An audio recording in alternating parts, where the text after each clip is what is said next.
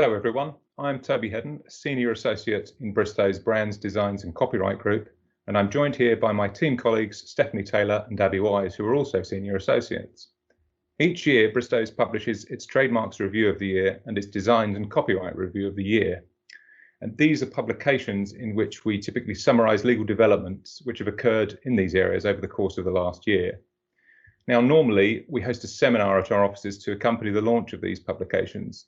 But as that's not going to be possible this year, we've decided to do something a little different. Abbie, perhaps you can elaborate. Thanks, Toby.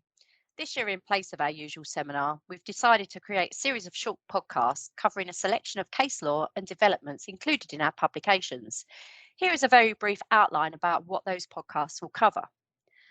First, looking at the trademark cases, we will be looking at an assessment of the distinctive character of Louis Vuitton's checkerboard pattern when it was challenged by a third party.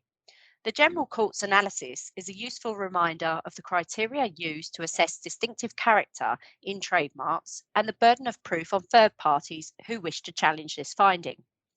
Next up, a review of the checklist the High Court used to assess whether a claim can be served out of jurisdiction in EasyGroup's challenge to a Columbian airline using the trademark EASYFLY. Steph, can you summarise the other cases that we'll be looking at? Thanks, Abbie.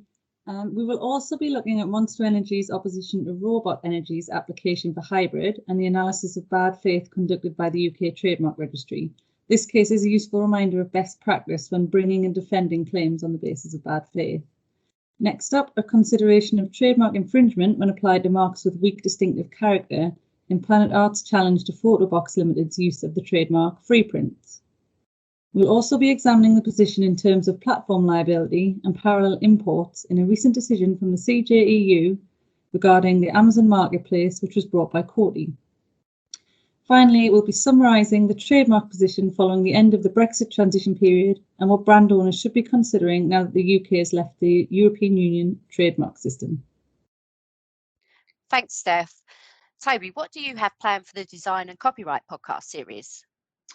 Thanks, Abbie. Well, we'll be examining how the UK has responded to the CJEU seminal decision in the Cofimel case, which concerns what constitutes a copyright work and whether it's permissible to impose a requirement of aesthetic appeal for a work. We're also going to examine the CJEU's decision in the Brompton bike case, and that concerns whether copyright can protect shapes which are necessary to achieve a technical result. On the design side, we'll consider a UK court decision which revisited unregistered design right protection of clothing, which in this case is a pair of figure-hugging jeans. Also in the pipeline will be a podcast relating to a Court of Appeal decision involving rights in commercially valuable sports data. Another will address a CJEU decision involving performers and producers' rights to compensation when their sound recordings are played in public in the EU. And finally, and dare I say it almost inevitably, we will briefly touch upon the effects of Brexit in relation to design rights, copyright and database rights. Thanks, Toby. We will be launching our first podcast in March. Thank you for listening.